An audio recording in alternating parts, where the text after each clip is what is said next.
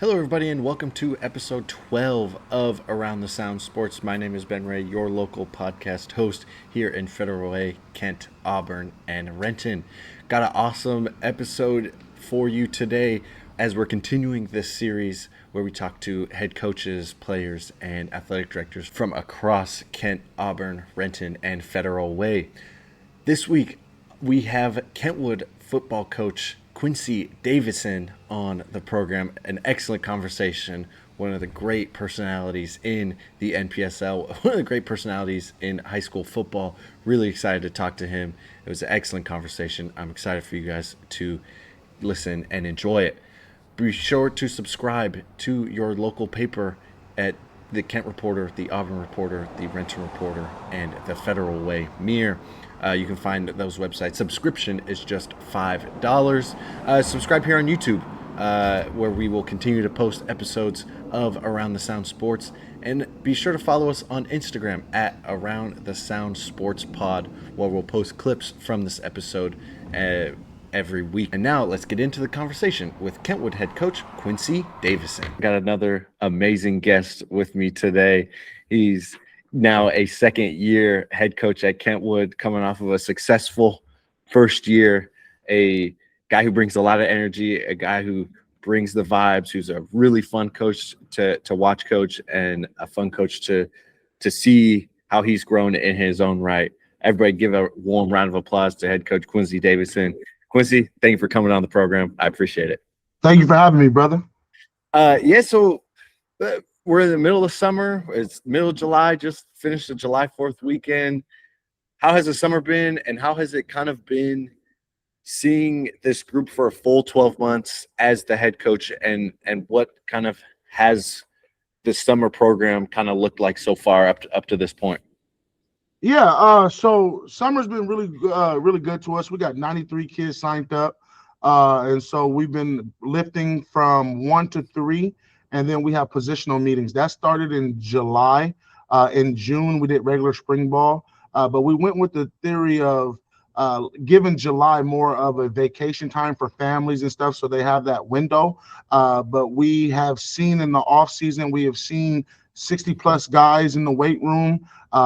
Some have been more consistent than others, and we have been utilizing DTD points. And DTD points is based on your attendance and what you do outside of football, meaning if we catch you doing something like being a good neighbor and helping an old lady with her trash or whatever, or something like that, or you snap a picture, we'll give you DTD points for that. We also have created these teams, and so each kid is a part of a team, and at the top of the team is one of their coaches, not their positional coach, but just one of the coaches on the staff, and we are all racing to try to win. I don't have a team because I oversee everything to make sure there's no cheating going on and stuff like that. But we have a spreadsheet and we get all those points. And so these boys are competing before we ever even step on the field. And that's what we've been using the off season too. So you hear guys saying, hey, why aren't you in the weight room? Why aren't you doing this? Why aren't you doing that? And they're holding each other accountable. So that's what we're starting to see here at Kentwood, seeing the guys gel and build that relationship through the weight room has been huge for our program. So this last year, around this time, we had about 25 guys. I just left the weight room just now. The boys are still lifting until 3, and we had a good 48 kids in there on a Wednesday. So we lift Monday through Wednesday. Monday through Thursday, and that's kind of been like the outline of what we've been doing. How valuable is it, or how do you kind of assess the value in the team building and the program building off of the field, especially in the summer where guys are going on vacation, guys are doing other things, and how much do you see the kids kind of value this part of the year? It's huge because this is where the relationships are built. I mean, during the school year, you see a lot of different distractions, different guys playing different sports and all types of stuff. Guys are working. But in this time, in this moment right now, you're seeing guys build that relationship to be able to play for one another. I always tell guys we're as strong as our weakest link, and they own it. And so we try to build each other, and we try to bring people with us. And that's something that I get to see those boys do. So it's huge. It's a huge part of our program because and it's huge for the coaches because coaches come in and they'll come when they can. The time is not, suitable for everybody based on their work agenda, but, it's huge for the coaches as well to go in there and have those conversations with guys that may not be in your positional group, guys that you never ever talk to. It gives them coaches the opportunity to build that rapport, build that relationship. So then when we get out there and we're coaching and maybe we're in a fire situation and voices may be escalated and emotion may be running high, we can go back to our core of what we know about this kid and how would this kid best receive this information given the situation.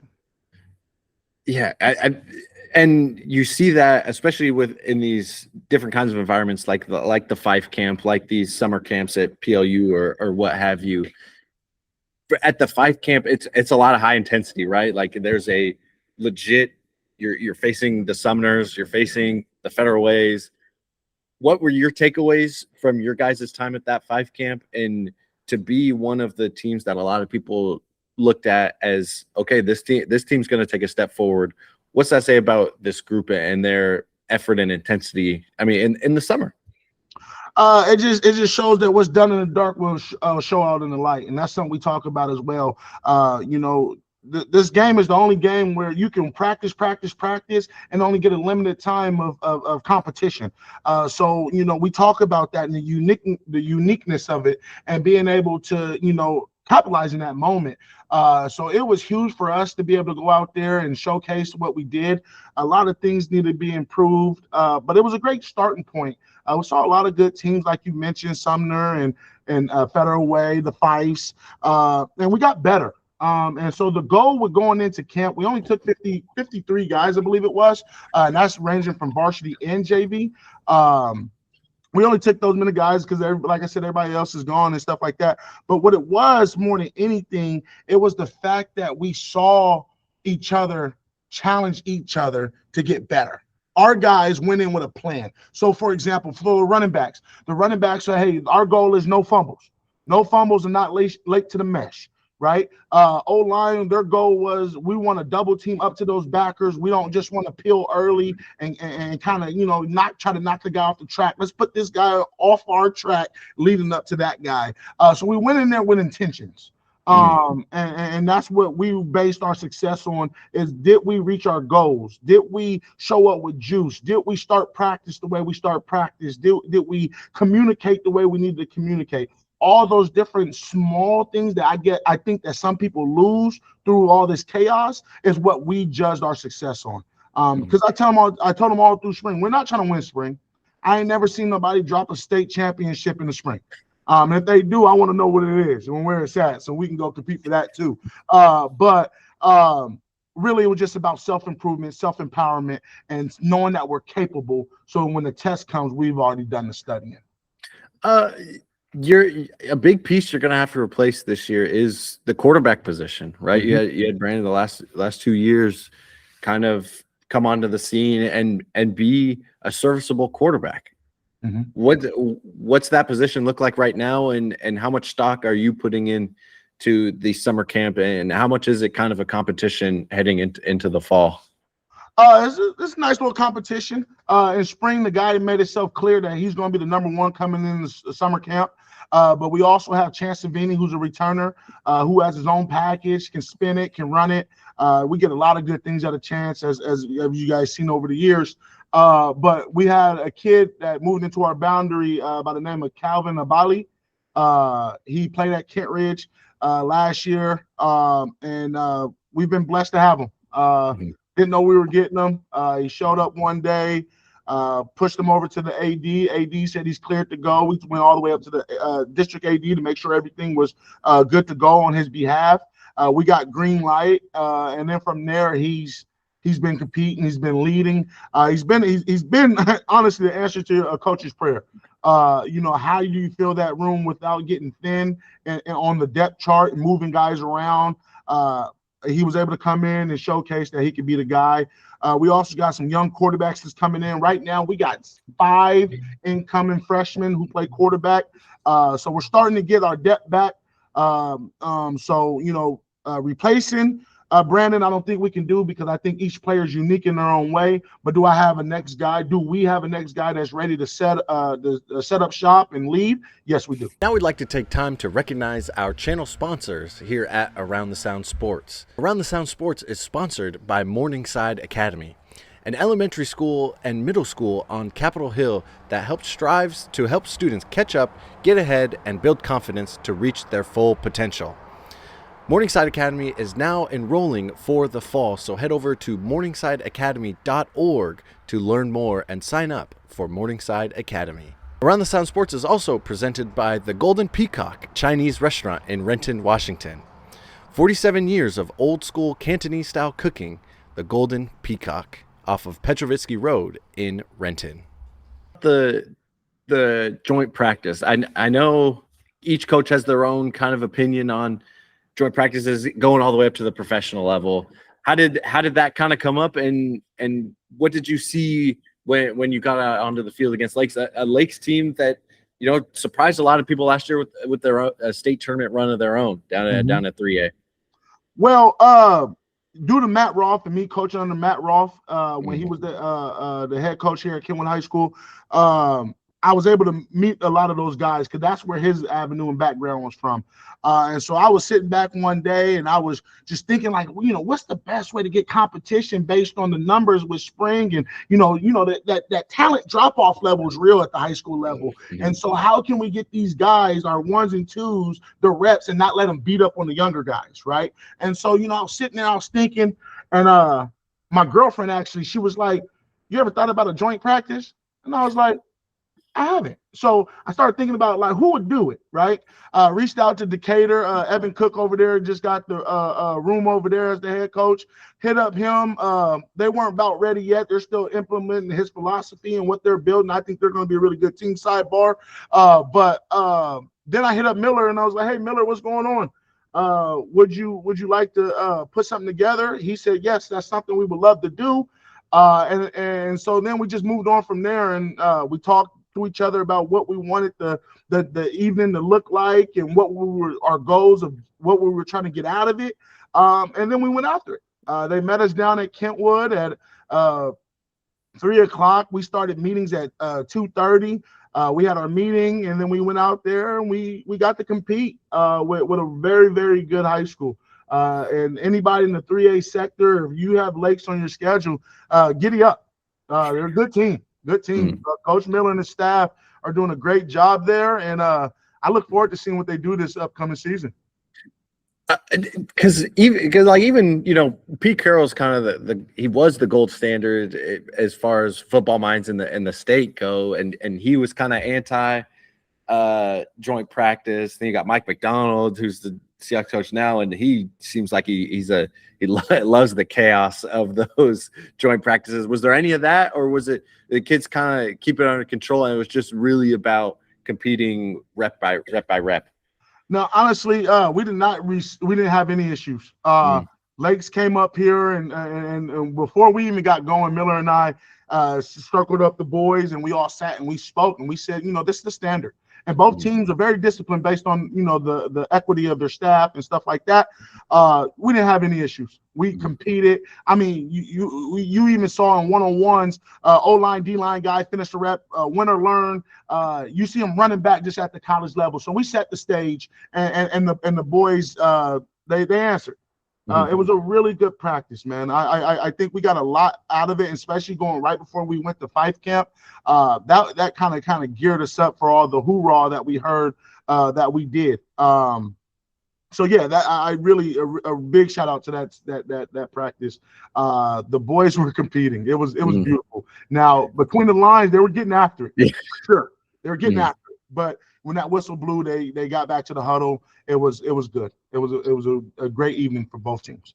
We've touched on a little bit with the quarterback position, but this was a team last year that had a lot of senior leadership, right? You had the Rubens, Brandon, Romeo as a wide receiver and defensive back, and even Ethan. What did that senior group mean to you as a first-time head coach, and how much did they kind of lay the groundwork for what you want a senior class to look like? Everything, everything. They bought in. Uh, they kind of empowered the season that we had. They did empower, no kind of. As a first year head coach and only moving over from the defensive coordinator to the head coach, I mean, there's not a big musical chairs, and keeping majority of the staff and then gaining only a couple staff like OC Elijah Rule. We've been fortunate to bring in more coaches this year, but Elijah Rule was the only one, and Jackson Wortha. And so bringing those guys in, a lot of people are like, what did Kentwood really do that's changing the direction of where they're going? And that's hard as a head coach, as a first year head coach. Those guys understood that we had a relationship, and I've always had a defensive standard. And all I did was take the defensive standard and turn it into a team standard that was inclusive to all phases of the football game. And they bought in and they trusted. And so them laying the groundwork is why we have 93 kids on final forms and more to come. I believe this year we're going to project to have 105 to 115 kids on the roster, which hasn't been seen since before COVID here at Kentwood High School. So that's because there's plenty of sports and teams that don't even have a JV or a C team in our area, maybe even at Kentwood, right? Yeah. How much do you think the coaching staff and the senior class and the current roster, I don't want to discredit anybody on the current roster, but just to create that culture and that buy-in and just your first year, I mean, how much credit do you give to your assistant coaches and the players to create an environment that people want to come out and play Kentwood football? I give them everything. Now, the credit always goes to the head coach, but I tell the guys, I'll take the losses, the learns. You guys take the wins. And they have done an amazing job meeting the mission, helping create the mission, and walking the mission with the boys. It's been a whole inclusive thing. I couldn't be more thankful, more blessed, and more honored to share the field with the staff that I do have, and then the young kids that we do have. We have some great kids, and I'm talking outside of football, man. I'm talking about kids that are talented in many different ways, from singing to art to handiwork. We got a great group. And been blessed with that. And so I really I give it all up to them, and I praise God for giving me the opportunity to just have the best seat in the house. Oh, a couple kids that stood out to me last year, Chance, obviously, and Darian's coming back. I feel like he's a huge piece, and then Boy as well. How is there added expectations to them, or how do you kind of see their roles kind of increasing this year as kind of the guys who are going to bear a lot of that responsibility on offense and on defense? You saw the groundwork that those seniors laid. Now make sure that their work didn't go in vain. With this, tradition never graduates here at Kentwood High School. They'll never graduate.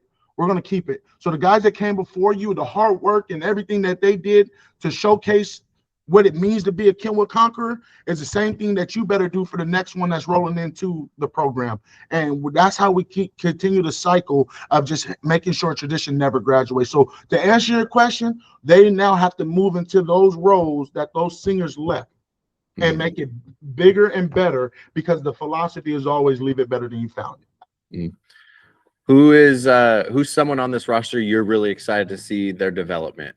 If it might be hard to pick one, so the floor is yours. But who's one or a couple players that you're really excited to see how their offseason pans out and their season when fall comes around?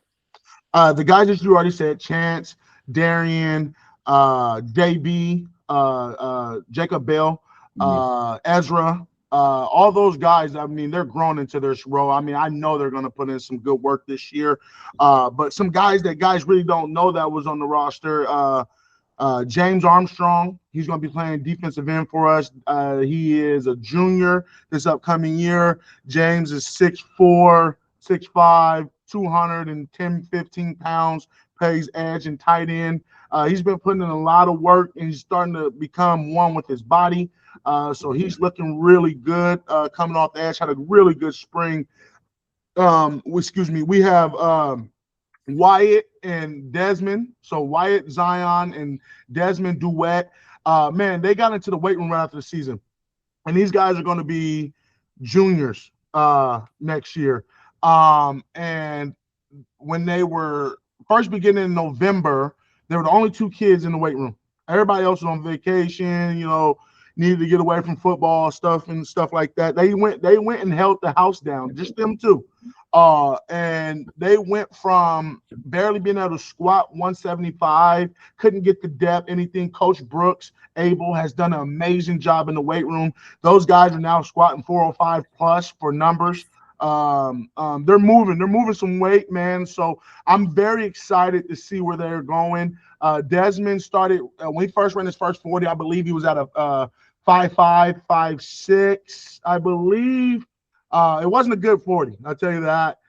Desmond is running a sub-5 now, and moving, and Wyatt's right behind him. So those two guys have also been putting in some work, and I'm excited to see. And just really all of them. It's kind of hard to play that tit for tat name dropping thing. I think a lot of the guys that have showcased and been in the weight room more than 70% are going to be able to showcase some stuff that maybe they didn't believe they could do, but they put in the work, and I think it's time to start looking for a paycheck. All right, Coach. Well, that's all I need from you. That's all I got. I appreciate you taking the time and coming on the show. Yes, sir. I appreciate you having me, and always remember, go Conks. Huge shout out to head coach Quincy Davison for coming on the show. It was an excellent conversation, one of my favorites so far, and we'll have another great one next week as we continue this series on Around the Sound Sports. Thank you to everyone for watching. Thank you to everyone for listening. Remember to follow us on Instagram at Around the Sound Sports Pod, where clips from this episode will be posted. Be sure to like and subscribe here on YouTube. We really appreciate that support. And be sure to subscribe to your local paper, as I mentioned earlier. It's just $5 a month, and you get full access to our online catalog, and a printed copy of the paper will be delivered to you if you are in a service area. Thank you to everyone for watching, and I'll see you around the sound.